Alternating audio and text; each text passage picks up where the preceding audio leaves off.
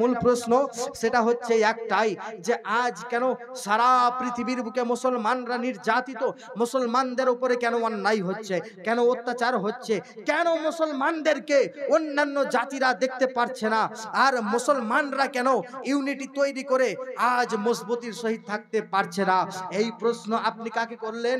আপনি নিজের মনকে প্রশ্ন করছেন, কিন্তু আপনি সঠিক উত্তরটা পেলেন না। এই প্রশ্ন যদি আপনার থেকে থাকে, যারা জ্ঞানী মানুষ তাদের কাছে আপনি উত্তর চাইলেন, এ বাবা বলো যে এই প্রশ্নের উত্তরটা কেন, কি এই প্রশ্নের কারণ, এই প্রশ্নের উত্তরটা কি হবে, আমাদেরকে একটু বলে দিন। আপনি প্রশ্ন করলেন, দেখা গেল এই প্রশ্নের উত্তর খোঁজার জন্য পৃথিবীর সমস্ত রকমের বই আমি খুঁজে নিলাম, কিন্তু এর সঠিক অ্যান্সারটা পেলাম না। অবশেষে finally I asked the holy Quran, কোরআনকে জিজ্ঞাসা করলাম।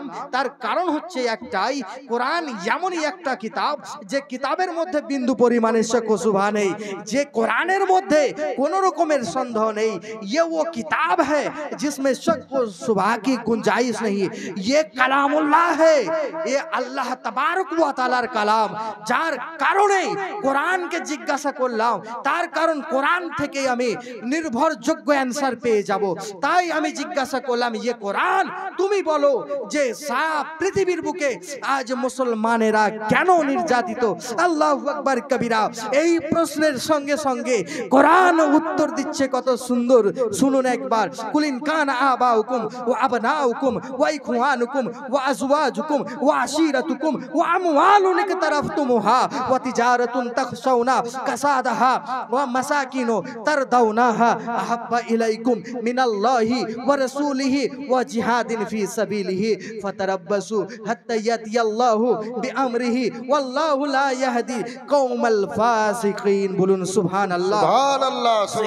If your fathers and your sons and your brothers and your wives and your tribe and your acquired wealth and the trade in which you fear a loss and the houses of your liking, if all these are dared to you, then Allah and his noble messenger, then wait until Allah brings about his comment, and Allah doesn't guide the munafiqin, the sinful.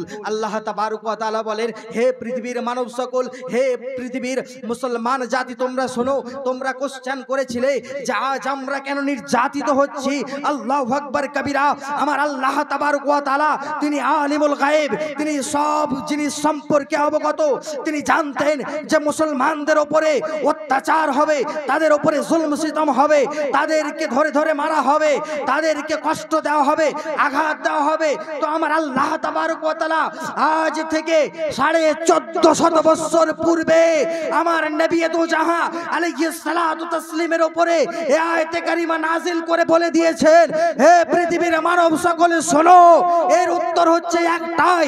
যখন তোমাদের কাছে তোমার বাবা, তোমার ভাই, তোমার সন্তান সন্ততি, তোমার রিশতেদার, তোমার আহবাব, তোমার ব্যবসা বাণিজ্য, তোমার সমাজ, তোমার গোষ্ঠী, এই সমস্ত জিনিস যখন আল্লাহ এবং তার রাসূল এবং রাসূলে পাক আলাইহিস সালাতু তাসলিমের মহব্বত এবং আল্লাহ তাবারক ওয়া তাআলার রাস্তায় প্রয়োজনে যদি তোমরা জিহাদ অপেক্ষা এই সমস্ত জিনিসকে ভালোবেসে নাও, অন্তরে যদি তোমরা গেঁথে নাও, তাহলে হে পৃথিবীর মানব সকল শোনো, আল্লাহ তাবারক ওয়া তাআলার তরফ থেকে তোমাদের উপরে গজব নাজিল হয়ে যাবে, আযাব নাজিল হয়ে যাবে।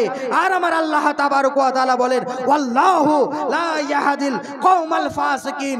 আর আমার আল্লাহ তাবারক ওয়া তাআলা ফাসিকদেরকে কখনো হেদায়েত প্রদান করেন না। নারে তাকবীর, নারে তাকবীর, নারে রিসালাত, নারে গাউস, নারে তাকবীর। আজ যদি আপনাকে বলা হয় যে বাবা আপনাকে একটা কাজ করতে হবে ইসলামের জন্য, আপনি কি করতে পারবেন? তাহলে আপনি গায়ে আড়া দিয়ে আপনি চলে যান, সেই কাজটা আপনি করেন না।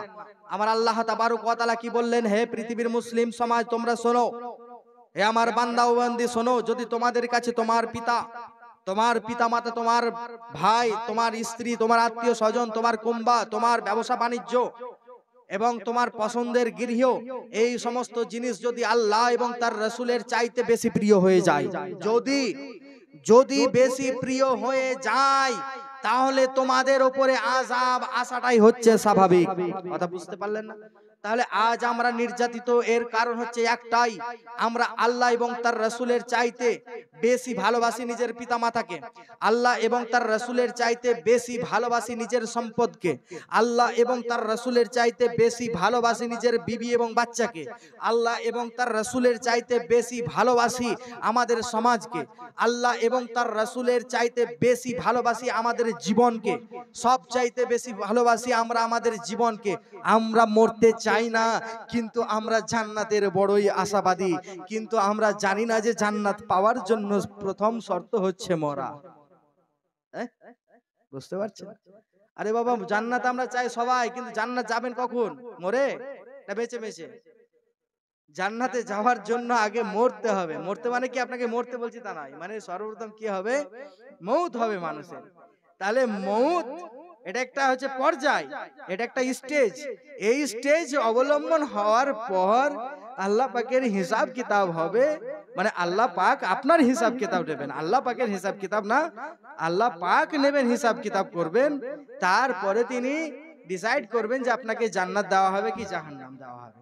তো আপনি হয়তো জান্নাতেই গেলেন, তো জান্নাতে যেতে হলে আপনাকে নেক কর্ম করতে হবে, তারপরে পরলোক গমন করেই তারপরে আপনার জান্নাত জাহান্নামের ব্যাপারটা আছে।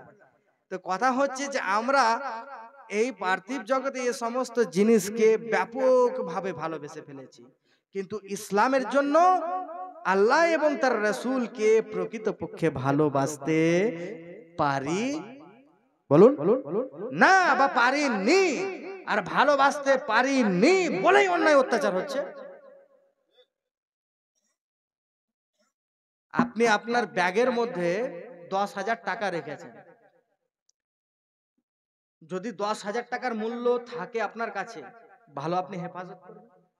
আলমারিতে আপনি 10 ভরি গয়না রেখেছেন, বাড়িতে কেউ আসুক আর না আসুক বারবার খালি মন চ চ করবে, হ্যাঁ করবে, কোন চাবিটা ঠিক রাখলাম কিনা, হ্যাঁ আলমারি আছে মনে হবে একটু ভারী ভারী লাগছে, হ্যাঁ কেউ যদি বাচ্চা কাচ্চাও যদি ঘুরপাক খায়, ওখানে ঘোরাঘুরি করে, ওয়ান্ডারিং করে, এই কি করছিস, এদিকে দেখিস না, যা ওদিকে যা।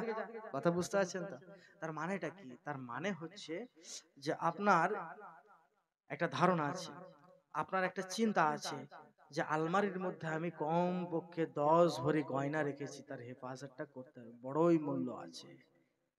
যদি আমি হেফাজতে না রাখি তাহলে কিন্তু হারিয়ে যেতে পারে।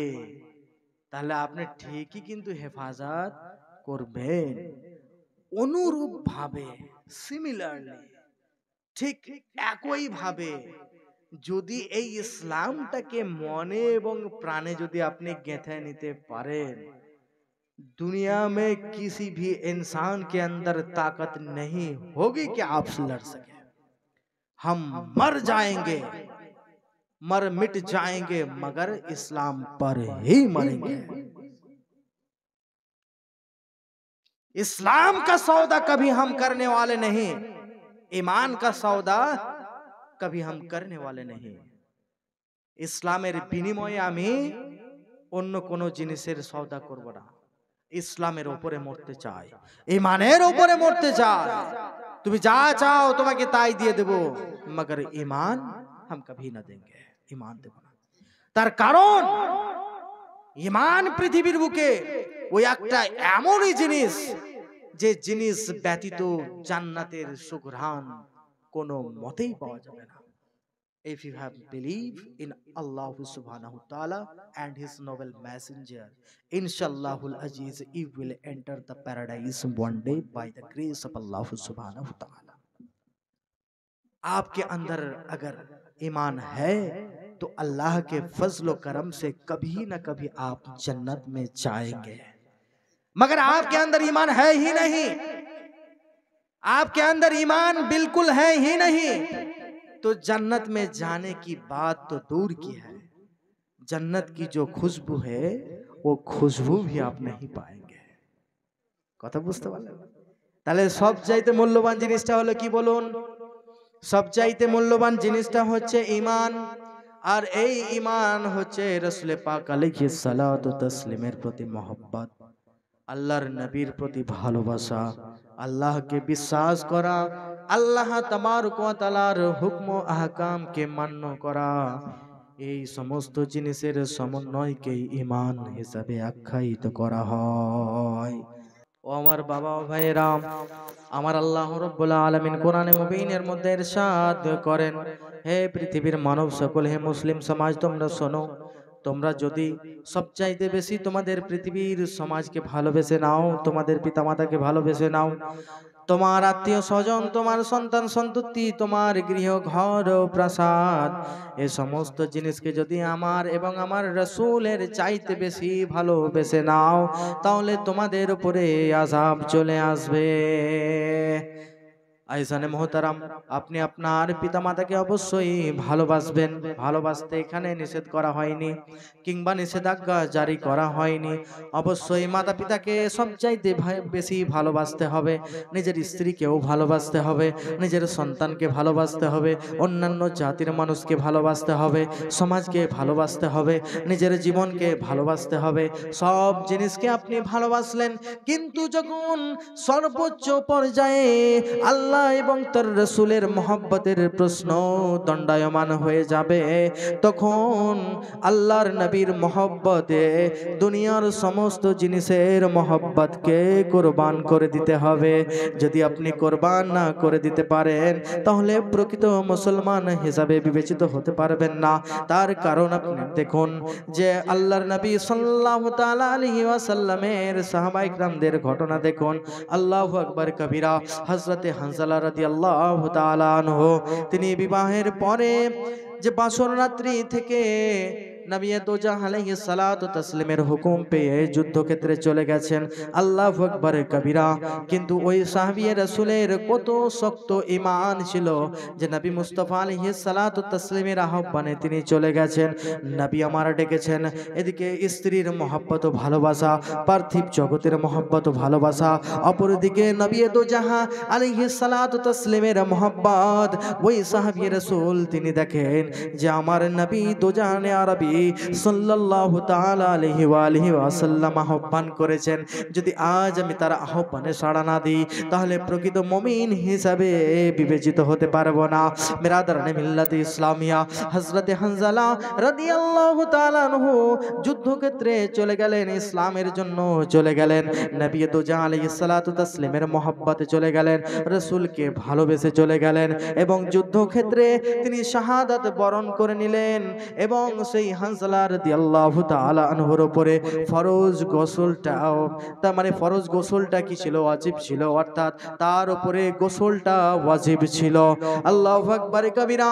কিন্তু সেই হানজালা রাদিয়াল্লাহু তাআলা আনহুর লাশ মোবারকটাকে যেন মালাইকারা আসমানের মধ্যে নিয়ে গিয়ে গোসল দিয়ে দেন। বলুন সুবহানাল্লাহ। তো মুসলমান কখনো ভয় করে না, মুসলমান সব সময় ইসলামের জন্য রেডি থাকে, মুসলমান সদা সর্বদা আল্লাহ এবং তার রাসূলের মহব্বতে নিজেকে কোরবান করে দিতে পারে। আর এটাই হচ্ছে ইসলামের প্রকৃত ডেফিনেশন, ইসলামের প্রকৃত হচ্ছে আদর্শ। আমরা কোনো মানুষের উপরে অন্যায় করব না, কোনো মানুষের উপরে জুলম করব না, কোনো মানুষকে আমরা কটাক্ষ করব না, কোনো মানুষের অন্যায় আমরা করব না, কোনো মানুষের হক আমরা কেড়ে নেব না, কোনো মানুষের উপরে জোরপূর্বক ভাবে কোনো রকমের ইলজাম করব না, ইলজাম আমরা লাগাবো না। প্রত্যেকটা শ্রেণী, প্রত্যেকটা কমিউনিটির মানুষকে ভালোবাসা হচ্ছে আমাদের নৈতিক দায়িত্ব। কিন্তু আমি বলতে চাই যে সমস্ত মানুষেরা তোমরা যদি আমাদেরকে খেপাতে চাও, তাহলে কিন্তু পার পাবে না। অবশ্যই আমাকেও তো পৃথিবীর বুকে বেঁচে থাকতে হবে। মোহতারাম সামিন হযরত, বলতে চাইছিলাম, যদি আজ আপনি নবী দোজা আলাইহিস সালাতু তাসলিমের প্রতি মহব্বত ও ভালোবাসা রাখতে পারেন, আল্লাহ এবং তার রাসূলের মহব্বত যদি আপনার অন্তরে থাকে, আল্লাহ পাকের নৈকট্য লাভের উদ্দেশ্য আপনার অন্তরের মধ্যে নিহিত থাকে, তাহলে পৃথিবীর কোনো মানুষ আপনার স্থান থেকে আপনাকে সরাতে পারবে না। সুবহানাল্লাহ। পারবে? পারবে না। আরে মরবো, মরতে তো হবে, মরে যাব, তাতে কি আছে? আপনাকে কেউ আপনার জায়গা থেকে সরাতে চাইছে, আপনি দেবেন? আপনার জমি কেউ দখল করে নিচ্ছে, আপনার নিজস্ব জমি কেউ দখল করে নিচ্ছে, আপনি দেবেন? আপনার গায়ে এক ফোঁটা রক্ত থাকতে আপনি ছাড়বেন? ছাড়বেন না। আরে মরে যাব, ঠিক আছে, তুমি অন্যায় করছো বাবা, আমি ছাড়বো কেন? কেন ছাড়বো? আমার বাপের সম্পত্তি, এটা আমার বাবার সম্পত্তি। ভারতবর্ষের মাটিতে যে সম্পত্তি আছে এটা আমার বাপ দাদা কিনে ডোনেট করেছে, ওয়াকফ করে দিয়েছে। আর এই জায়গা কোনোদিন আমরা ছাড়তে পারবো না। যদিও এই কথা আমরা বলতে চাই না, কিন্তু এই জায়গা আমরা কখনো ছাড়তে পারবো না।